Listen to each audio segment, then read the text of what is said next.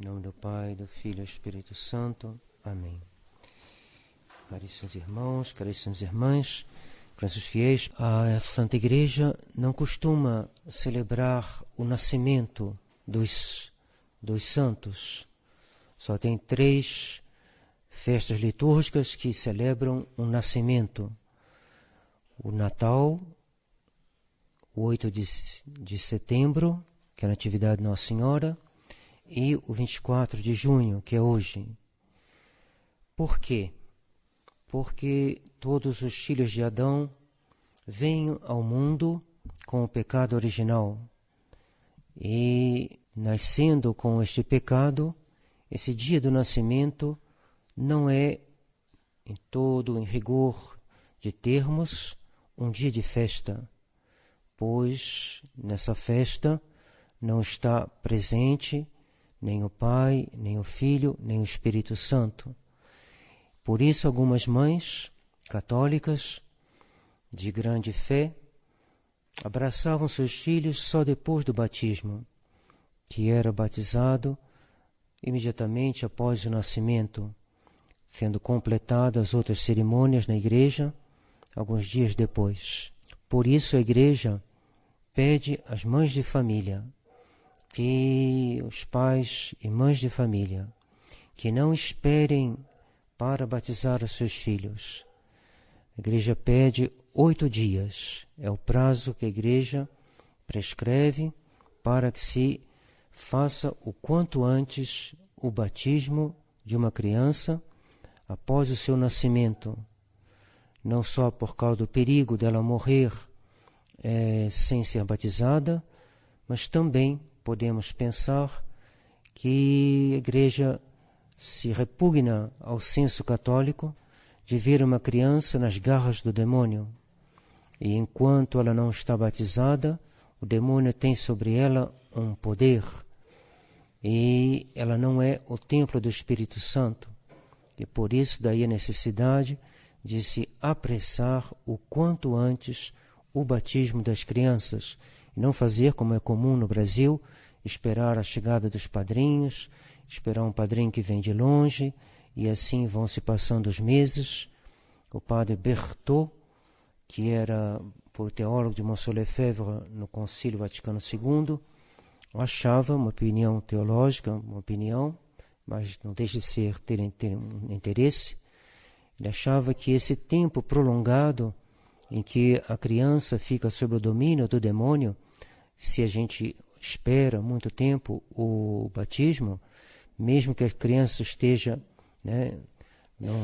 antes do uso da razão, não será sem consequências, porque esse domínio, claro que não é uma boa companhia para a criança, estar debaixo desse poderio do demônio, porque nós estamos sempre submissos àquele pelo qual nós fomos vencidos.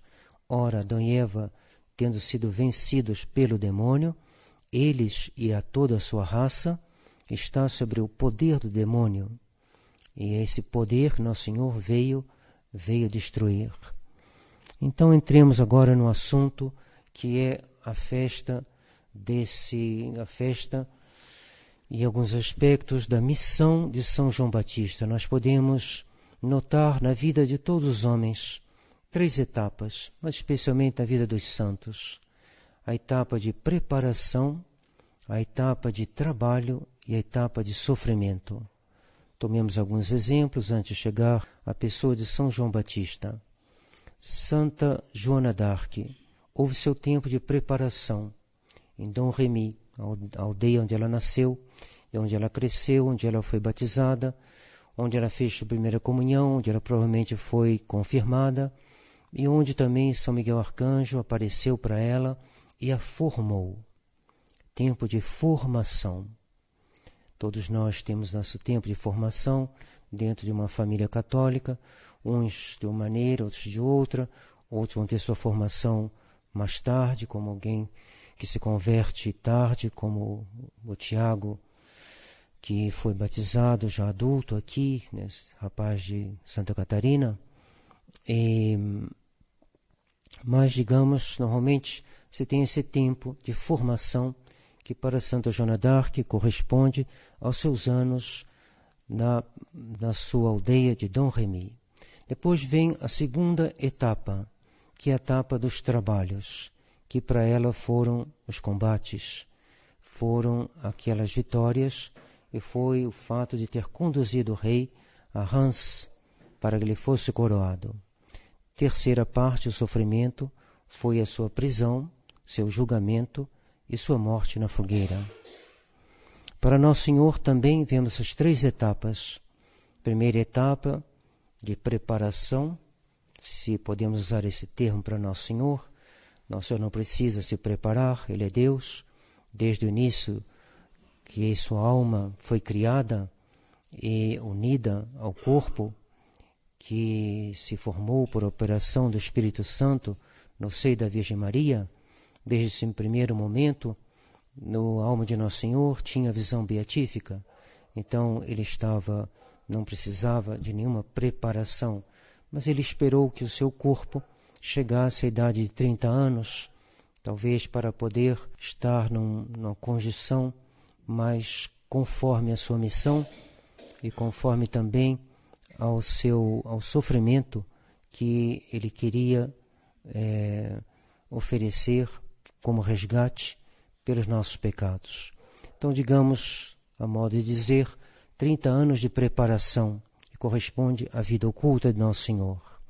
3 anos de vida ativa, quando Nosso Senhor vai pregar, a pregação de Nosso Senhor. Nosso Senhor vai pregar, Ele vai instruir os apóstolos, Ele vai proclamar a verdade, e por causa disso, Ele será preso, julgado, condenado e crucificado. E assim temos as 3 etapas: preparação, trabalho, sofrimento. Em São João Batista, essa preparação começa cedo, começa no dia em que Nossa Senhora foi visitar sua prima, Santa Isabel, e ao ressoar a saudação de Nossa Senhora nos ouvidos de Santa Isabel, o São João Batista foi santificado no seio da sua mãe. Ele foi livre do pecado original no momento em que Santa Isabel escutou a voz de Nossa Senhora. Já é uma imagem, mais do que uma imagem, é a realização desse dogma que não está definido ainda, mas digamos dessa doutrina comum dentro da Igreja, que Nossa Senhora é medianeira de todas as graças.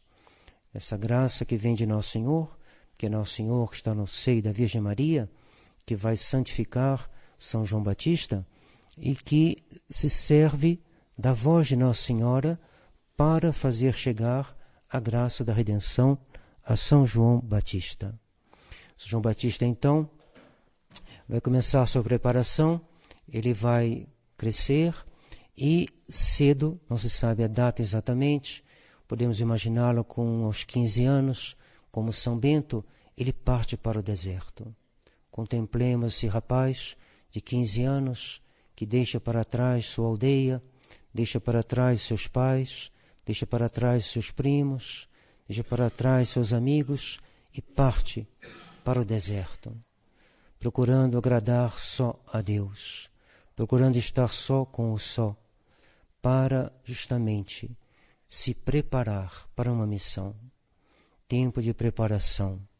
Tempo de preparação na vida contemplativa mais austera, mais exigente, a mais alta, a mais sublime, onde a alma tem que estar muito exercida no combate, pois, estando só, o demônio a ataca com mais violência e ela tem que se defender sozinha, sem o socorro do exemplo e do auxílio do próximo, dos companheiros, como é dentro da vida religiosa, onde nós pertencemos a uma comunidade que nos ajuda, que nos apoia, que nos auxilia, que nos aconselha. Ele estava sozinho. E esse foi o tempo de preparação. Depois veio o tempo do trabalho. Seu trabalho, diz o introito desta missa, diz bem qual foi o trabalho de São João Batista. Nós lemos no introito: o Senhor me chamou por meu nome quando eu estava no seio da minha mãe, e tornou minha boca semelhante a uma espada aguda. Protegeu-me à sombra da sua mão e dispôs-me como uma flecha escolhida. E ontem, vigília da festa de São João Batista, nós lemos uma passagem do profeta do profeta Jeremias, que a igreja aplica a São João Batista. Antes que eu te formasse nas entranhas da tua mãe, eu te conheci. Antes que saísse do seu seio, eu te santifiquei, e te estabeleci profeta entre as nações. E eu disse, isso é, o profeta Jeremias disse: Senhor Deus, eu não sei falar, porque sou uma criança. E o Senhor me disse: não digas, eu sou uma criança, porque irás por toda parte, onde eu te enviar, e dirás tudo quanto eu te ordenar. Não os temas, porque estarei contigo para te libertar, diz o Senhor. E o Senhor estendeu a sua mão e tocou em minha boca, dizendo-me: eis que ponho minhas palavras em tua boca, e te estabeleço hoje sobre as nações e os reinos, para que arranques do sono e os destruas, para que os disperses e os arruínes, e construas e plantes, assim diz o Senhor Onipotente. E no dia de hoje, a igreja, na epístola, retoma o mesmo tema, esse tema da palavra, tema da pregação, tema que é essencial na Santa Igreja Católica. São Gregório Magno diz: a igreja prefere morrer do que se calar. A igreja é São João Batista. A igreja é o Verbo encarnado. Verbo é a palavra. E que nós lemos na epístola de hoje: o Senhor me chamou quando eu ainda estava no seio de minha mãe, e desde as entranhas cogitou em meu nome. E tornou minha boca semelhante a uma espada aguda. Protegeu-me à sombra da sua mão. Dispôs-me como uma flecha escolhida, e me escolheu em sua aljava. E ele me disse: tu és meu servo, ó Israel, em ti serei glorificado. Agora o Senhor, que me formou desde o seio da minha mãe, para ser o seu servo, diz-me: eis que te escolhi para a luz das nações, a fim de seres a salvação que eu envio até as extremidades da terra. Os reis verão e os príncipes se levantarão e diante de ti se inclinarão, por causa do Senhor e do Santo de Israel que te escolheu. Então São João Batista vai começar o seu trabalho. E qual é o trabalho de São João Batista? O trabalho de São João Batista será de indicar: eis o Cordeiro de Deus, eis aquele que tira os pecados do mundo. O papel de São João Batista é de designar Nosso Senhor. E ele vai inclinar, vai conduzir, vai orientar São João Evangelista, Santo André, certamente São Pedro, para que sigam Nosso Senhor. Ele vai dizer a cada um daqueles que o procuravam, pois ele dava ao povo de Israel o batismo da penitência. Batismo da penitência. Por que o batismo da penitência? Porque nós temos que fazer penitência. Vamos fazer uma pequena digressão sobre a penitência antes de continuar o nosso propósito. Esforçai-vos, dizia Lúcia de Fátima a um sacerdote, a um jovem religioso, melhor dizendo. Esforçai-vos de arrancar o maior número possível de almas ao inferno. Cair lá, sim, é verdadeira infelicidade, uma infelicidade eterna. da qual não se pode se lamentar demais nesta vida nem na outra. As infelicidades, tristezas do mundo são grandes e elas nos espantam, nos aterrorizam, mas tudo passa como a erva dos campos. Mas a eternidade infeliz de tantas milhões e milhões de almas, ela não passará jamais. Tantas e tantas milhares, milhões de almas. Milhões e milhões de almas, diz a irmã Lúcia. E nisso ela concorda com os doutores da Igreja e todos os santos. As almas caem no inferno aos milhões. E por isso que São João Batista vai pregar a penitência, porque é pela penitência que a gente escapa ao inferno. O que mais ficou gravado no meu espírito e no meu coração, disse ela, foi a tristeza dessa senhora quando ela nos mostrou o inferno. Se a visão do inferno tivesse durado um instante a mais, nós teríamos morrido de espanto. No entanto, uma coisa que me impressionou ainda mais foi a expressão dolorosa do olhar de Nossa Senhora. Se eu vivesse 1000 anos, eu a conservaria sempre gravada no meu coração. E ela, se dirigindo a um seminarista, ela acrescenta: abraçai uma vida de sacrifício e de abnegação total, por Deus e pelas almas, e o Senhor será feliz nesta vida e na outra. Seja bem unido ao Cristo crucificado. Eis o Cordeiro de Deus. João Batista designa ao Senhor pelo termo de Cordeiro, porque o Cordeiro Pascal era imolado todos os anos para lembrar a fuga do Egito. E Nosso Senhor era figurado por esse Cordeiro. Ao chamá-lo de Cordeiro, ele já está indicando que Jesus será imolado. Eis o Cordeiro de Deus que tira os pecados do mundo. E assim são os discípulos de Nosso Senhor. E assim foi também São João Batista, imolado. E o padre deve ser um homem imolado. E cada cristão deve ser também imolado. Porque nós devemos, todos nós, nos sentir responsáveis pela nossa alma e pela alma de nosso próximo. E que nós devemos saber praticar a caridade a ponto de chegar à imolação.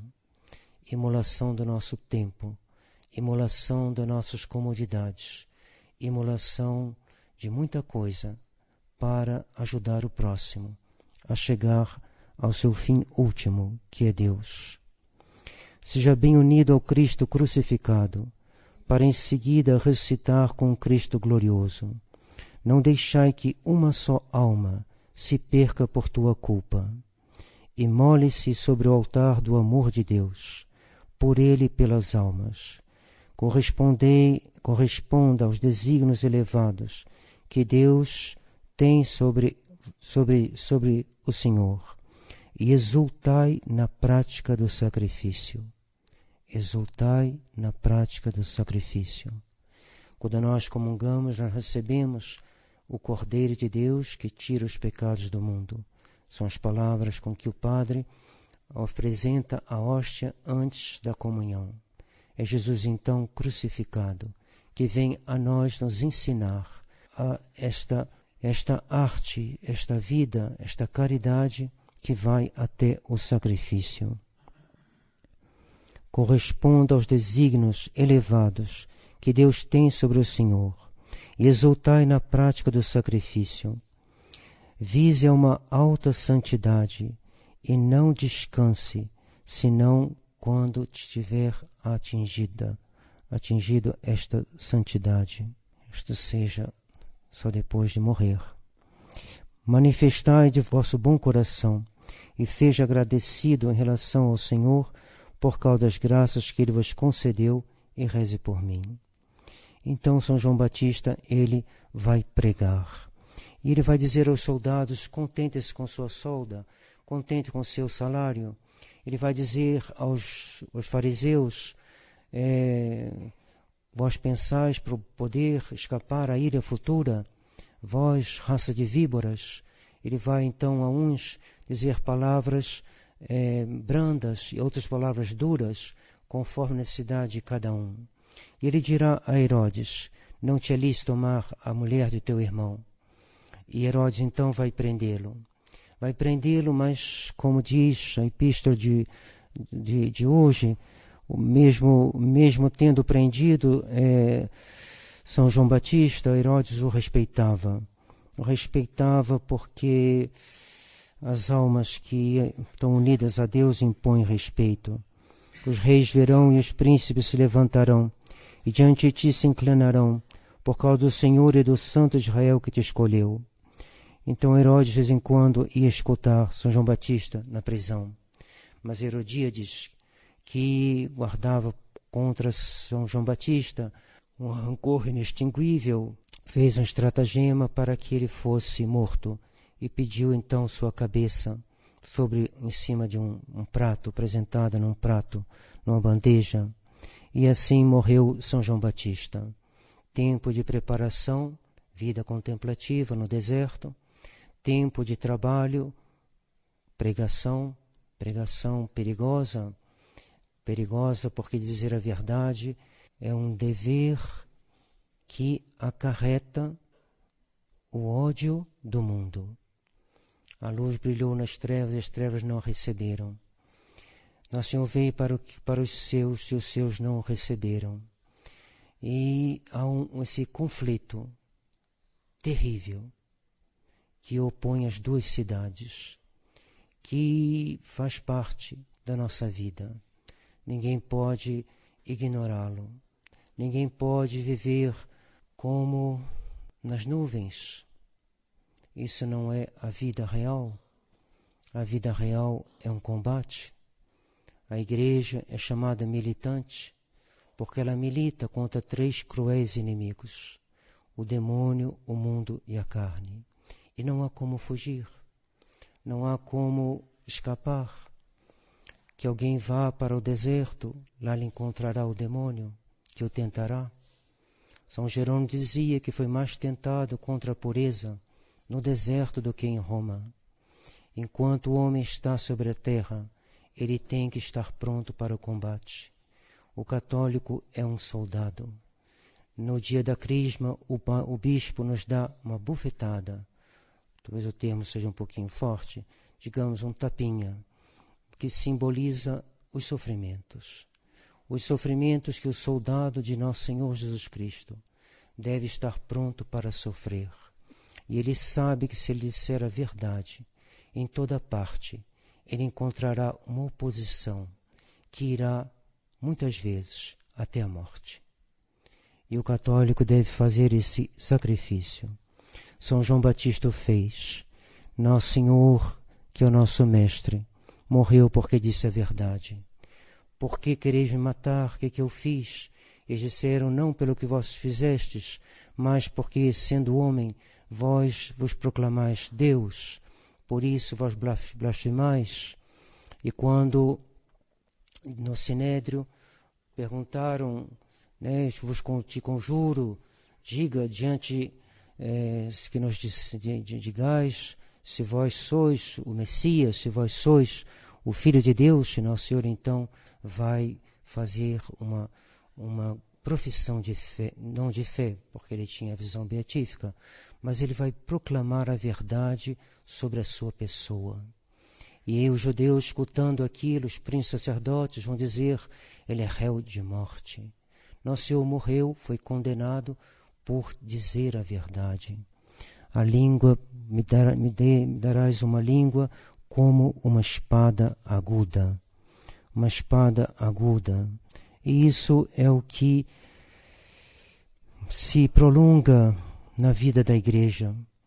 E algumas pessoas podem ficar, talvez, cansadas de escutar falar tanto de luta, de Vaticano II, de dificuldades aqui e ali. Mas olha, enquanto nós estivermos no meio de um incêndio, é impossível não falar de bombeiros, é impossível não falar de apagar esse incêndio. Não é possível que dentro de um hospital não se fale de doença. Não é possível, a Renata talvez esteja com meningite, é necessário falar da meningite, é necessário que o médico venha, é necessário às vezes uma operação dolorosa. Então não se espantem, não se escandalizem, se nós tratamos aqui no sermão ou no catecismo, talvez hoje mais no catecismo do que no sermão, dos acontecimentos que angustiam os católicos de hoje, nesse momento que nós estamos vivendo, porque nós estamos sempre vivendo uma página da história da Igreja. E, como dizia São Pio X, as notas da verdadeira Igreja são una católica apostólica, una santa católica apostólica, e eu acrescento uma quinta, dizia ele, perseguida. Então nós estamos dentro dessa igreja perseguida, e quando há uma perseguição é necessário se confortar, reconfortar uns aos outros, é necessário estar atento, vigiai e orai. O demônio, como um leão, roda em torno de nós. Ele não roda sozinho. Se ele rodasse sozinho, seria diferente. Já seria terrível. Santa Catarina de Sena uma vez viu o demônio. E ela disse, eu preferiria andar 1000 anos com os pés descalços, em cima de facas, em cima de brasas, do que ver novamente o demônio. De tal maneira o demônio é horrendo. Esse demônio que circula em torno de nós, procurando a quem devorar. E, no entanto, ele não está só. No entanto, dentro da vida da igreja, o demônio tem os seus companheiros, os seus servidores, uns mais conscientes que se consagram diretamente ao demônio. Isso existe, isso é uma realidade. E isto faz parte do que nós devemos saber. E outros o servem de outra maneira, sem ter muita consciência. Uns, dizia o Corsão, que a maior parte dos homens nessa crise da igreja são mais sonsos do que outra coisa. Mas tem uns que não, que sabem bem o que estão fazendo. Mas que sejam tanto uns como outros, eles fazem parte desse conflito. E nós devemos aceitar o combate.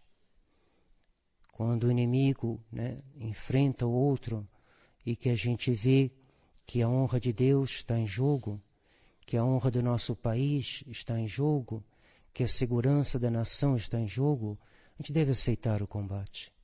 Deve dizer, sim, eu aceito o combate. E a gente deve, então, tirar a espada. Qual espada? A espada é São Pedro que nos diz, resistir fortes na fé. Por isso que é necessário, nos momentos de crise, pregar a fé, destemidamente. Pregar e dizer a verdade.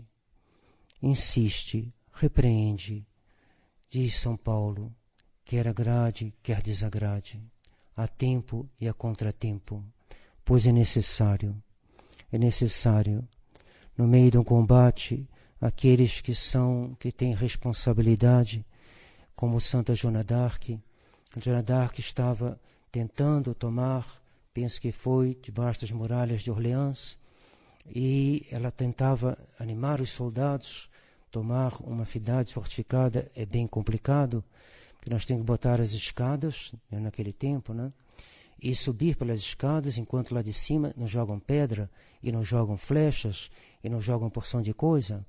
Então ela estava tentando, se não me engano, subir uma escada e jogar uma pedra nela. E ela caiu no fosso, e nessas guerras antigas, tudo se vê, um perto do outro, tudo um combate assim, corpo a corpo, Então os ingleses gritaram, e de alegria, e uma espécie assim, de euforia, e ela caiu, e ela levantou, e com ímpeto, com grande ímpeto, gritou para os franceses, vamos, mesmo se os ingleses estivessem pendurados nas nuvens nós ganharemos dele, nós os teremos. E então, com seu grito, ela animou os outros. E isso que deve fazer, isso que fez esses grandes homens nas horas críticas da Igreja. Eles souberam levantar a voz e dizer aos católicos: vamos, nós sairemos vencedores. Se nós estivermos armados com a fé eterna, a fé da Roma eterna, a fé de Nosso Senhor, a fé que Nosso Senhor veio nos dar, essa fé que o demônio teme, porque São Pedro nos diz que ele roda como um leão, mas devemos resistir-lhes fortes com a fé. Então, caríssimos irmãos, nessa crise que nós estamos passando, nessa crise que está se apertando um pouquinho dentro de espaços que nós pensávamos mais protegidos, não me levem a mal se eu falo desses assuntos e se eu volte a falar do catecismo, pois é necessário. Nós estamos numa guerra, é necessário vencê-la, e para vencê-la é necessário muito ímpeto. Tenhamos um grande ímpeto, tenhamos uma grande força, tenhamos um grande desejo, um grande amor, e assim saibamos nos oferecer em sacrifício, como esses soldados, como Santa Joana d'Arc, que se ofereceu em sacrifício. Ela morreu, queimada na fogueira. Podia ter ficado em Dom Remy, cuidando lá, tendo a afeição do seu pai e de sua mãe, mas não, ela partiu. E ela sabia que ia terminar mal. Ela dizia: eu sei que não vou morrer em Dom Remy. Eu não sei quando será, mas eu sei. As minhas vozes já me deixaram entender que eu não voltarei mais para Dom Remy. Não terei mais a afeição dos meus pais. E ela foi, e assim ela salvou a França. Façamos o mesmo. Trabalhemos pela salvação do nosso próximo, aceitemos ser engajado num combate difícil, no qual cada um tem uma função diferente. A do padre é de pregar. Então, por isso que eu prego, por isso que no catecismo falaremos de novo nesse assunto, e que ele seja, espero, útil para as suas almas, para que os senhores também resistam fortes na fé e obtenham a coroa da vida eterna, pela intercessão da Virgem Maria, que venceu todas as heresias. Assim seja. Em nome do Pai, do Filho e do Espírito Santo. Amém.